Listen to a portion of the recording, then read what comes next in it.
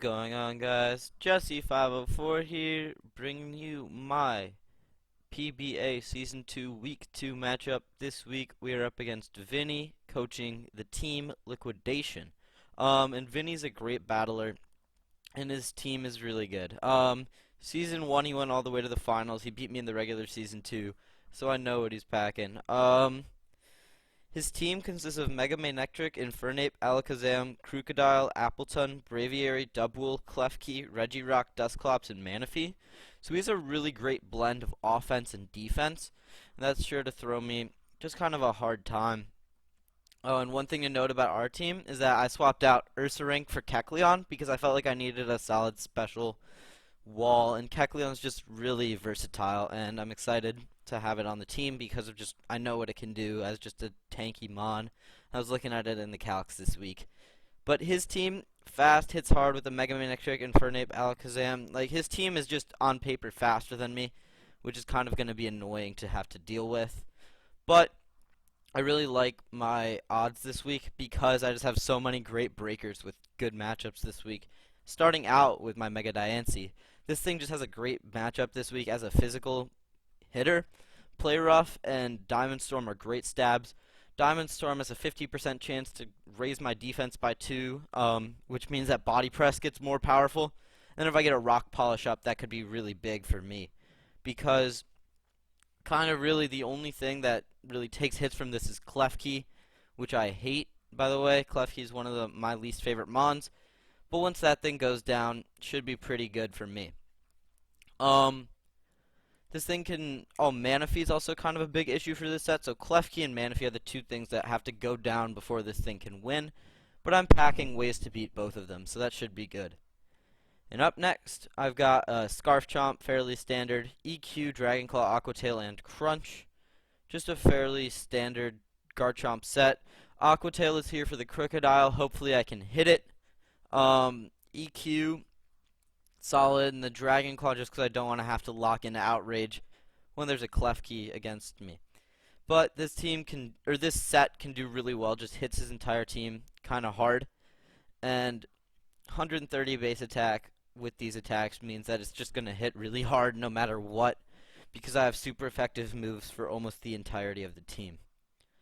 And up next, I've got my Chandelure, another Scarfer. I really felt that I had to Scarf pretty aggressively this week, just because his team outspeeds me so much. I wanted to Scarf even more, but I thought that these two did a good job.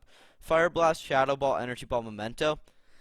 Memento is there so that if I can get into my Diancie, I can start going, or getting into my Kartana and starting to go off of that thing too. Fire Blast just hits really hard, and same with Shadow Ball. His team kind of lacks a really good switch into Chandelure, which is really nice. Obviously, Crocodile can be dealt with fairly well by an Energy Ball. But, yeah, the entire team is just a little bit Chandelure weak, which I felt like I could exploit this week. And that's kind of why I decided to grab it. And up next, I decided to grab Kecleon off of the free agency and bringing it in week 2, its first available week. Just a great mon in general. This thing lives a Focus Blast from a from an Alakazam, which is really nuts.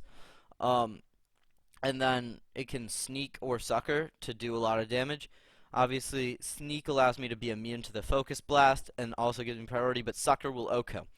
And then T-Wave and Stealth Rock, just kind of a versatile mon, and just does a lot, which is really nice. It's surprisingly good. It's really specially bulky, and with the attack EVs, it lets me OHKO the Alakazam through enough HP that it would run to ensure outspeeds. And up next, Kartana, Life Orb, Beast Boost, Knockoff, Psycho Cut, Leaf Blade, Smart Strike. Fairly standard. This week I decided to go Psycho Cut to try to hit the Infernape, although that thing could be a Scarfer, but I'm not really sure. And other than that, it just does really good damage to most of the team. Looking to win off of Kartana again. 8 Spadef EVs just so I can have a nice round 100 Spadef. It's not going to end up mattering at all, but it just looks nice. And lastly, I decided to grab Starmie this week. Specs Starmie does really well. Scald, T-Bolt, Psychic, Ice Beam just hits the entirety of the team really hard, which is something that I didn't think that the Starmie would be able to do, but it was, which is really nice.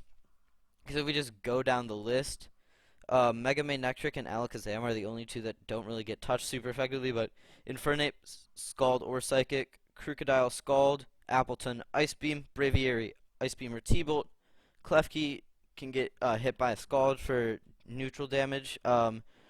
Regirock, Scalds, Dusclops, I don't really have anything before, and then Manaphy, T-Bolt. So this thing can just hit really hard because a lot of the mons that don't have anything, not all of them are coming. Just because I'm not really sure how great their matchup is, it can be a little bit iffy. So just having this team looks pretty solid for the week. What did I leave on the bench this week? I left behind Honchcrow because I just didn't think that it would be good. Avaluggy has too many special attackers for that thing to be great. Toxtricity, I wanted to fit it in, but I just couldn't. I was thinking of maybe running a physical set, but in the end I just decided that no, I would rather have my 6. Throw is just kind of meh. It's kind of just thrown onto the team if I need it 1 week, and then Steelix isn't coming just again because the special attackers are too good this week, and then Infernape is there, which is kind of walling it because that's like the best physical attacker on the team, just not or Infernape and Crocodile, which neither of which are favorable for Steelix. So this is my team heading into the battle, and I'll see you guys there. Alrighty, we're in the battle.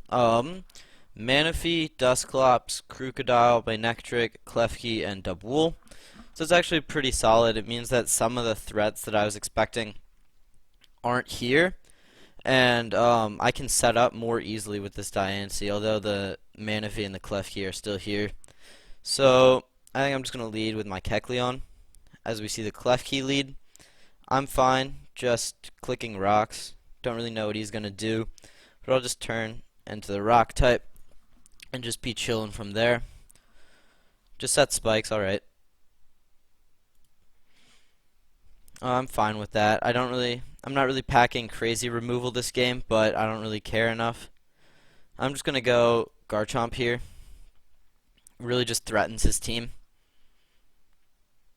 because he doesn't have the greatest switch in for an EQ, which is really nice, although Manaphy is, I guess, a decent switch in, but it's not the greatest.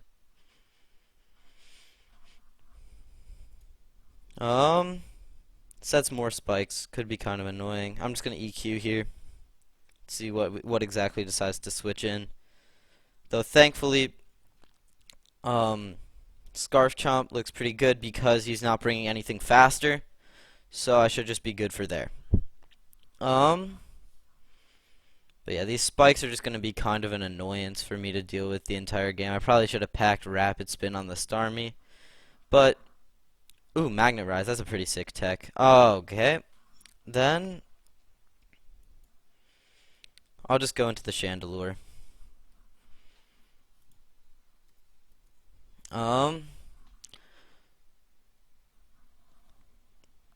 Yeah, these spikes are going to be annoying. But, I mean, Fire Blast is just safe. Although it's Fire Blast, it's not safe, but Krook, see how much this does, intimidates me. We hit, does a good amount. I assume that a dark move is coming out, but I'm just gonna go. Actually, yeah, I don't really have the greatest switch in for this Crocodile. I'm just gonna go back into the Chomp.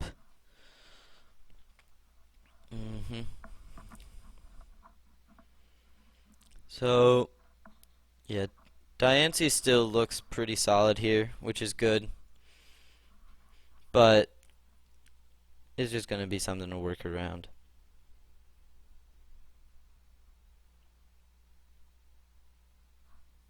I'm just gonna go into Chomp. Goes for the knock. Knocks off my Scarf. That crit was kind of annoying. I'm just gonna EQ, see if he's Scarf. And then if he is Scarf, Diancie is a pretty free play, and then I can just Rock Polish up.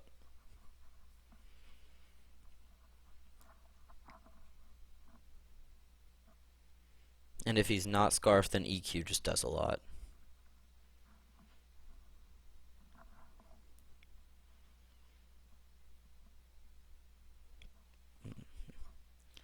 This is interesting here. The fact that he's taking so long. Goes into Dusclops, cool. I'm just gonna crunch this thing. Oh, it sneaks me. That's solid.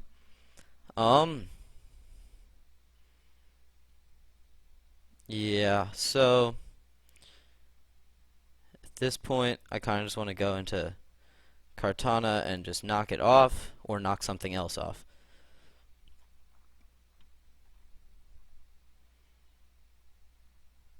Because Kartana at this point has a pretty solid matchup against the rest of his team.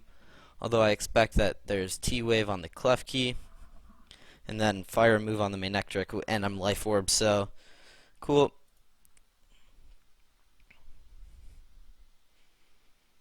There was one of the things I was kind of gonna annoy Diancie.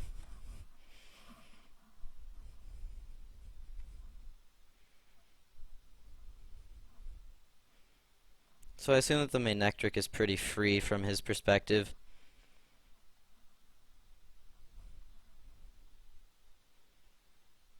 Yeah, so I kind of prepped for things and they didn't end up coming, which was a bit annoying.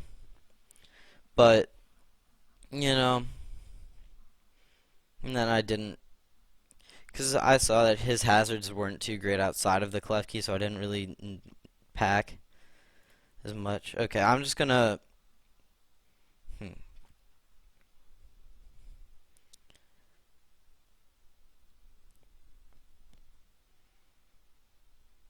I'm just gonna go into the Kecleon as it's fairly bulky and will just live a hit from this thing, which is really good.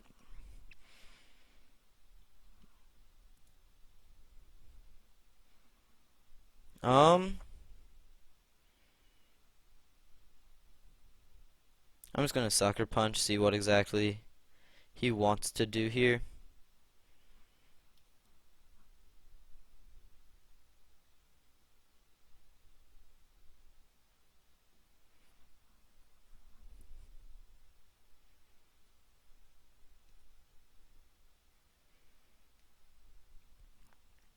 Although I'm not really sure what exactly is gonna come out.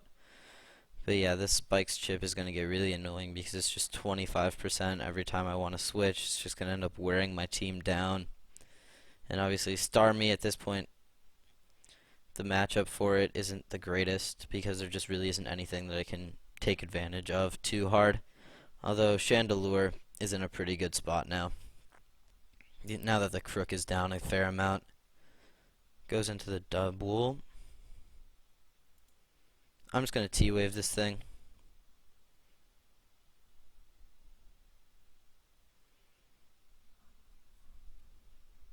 Goes for agility. Cool.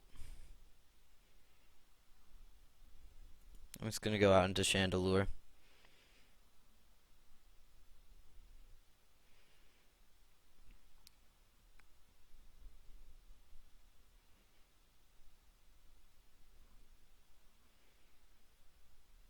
I'm not really sure what exactly this double does. Did we allow speed passing? Goes into the Manaphy. I'm just gonna hope that at this point, really the only thing that I can do is hope that he tries to read me switching and goes for a Tail Glow, and then I catch him with that. I thought we said no speed, but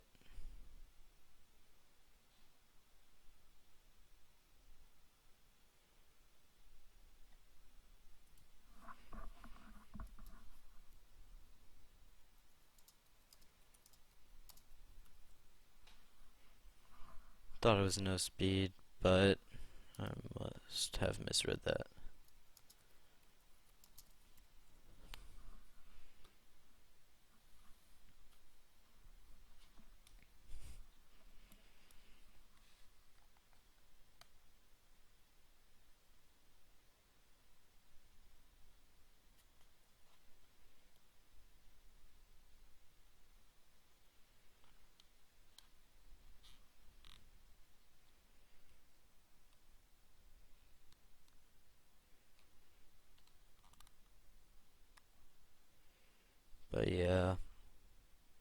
Okay.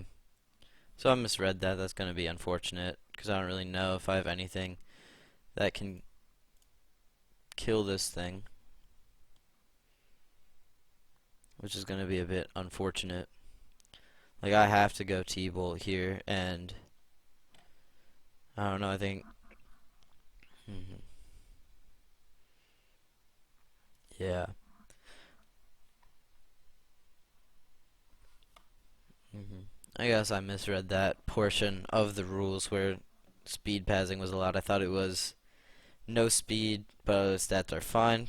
But yeah, I guess I misread the rules, which is kind of unfortunate. But at this point, this Manaphy is just gonna roll through my entire team. Goes for the tail glow. Hopefully I crit here. That's the only real way. Yeah, has the shadow ball. I need to like sucker this thing. Turn to dark type. Hope he goes shadow ball.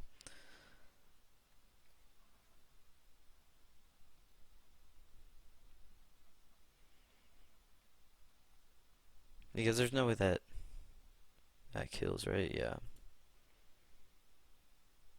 Okay. Diancie just has to somehow live a hit from this thing, but it's not going to. So if it does, yeah, it doesn't. And then Cart obviously doesn't live anything.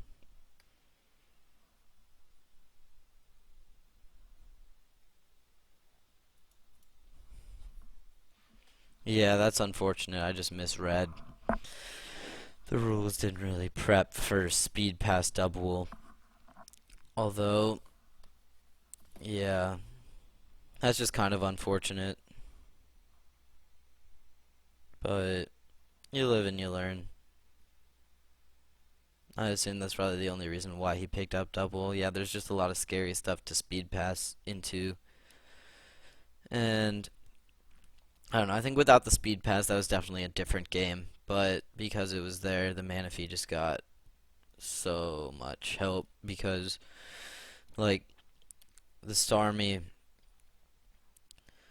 like I was just hoping that he would have tail glowed on the Starmie and then I would have just gotten a nice energy ball off, but no. So although I think that I prepped fine, I just wasn't really prepped for the baton pass double because I didn't think I could run it, so that's my bad. I should, yeah. That was kind of an ugly game. But until next time, Jesse504, out.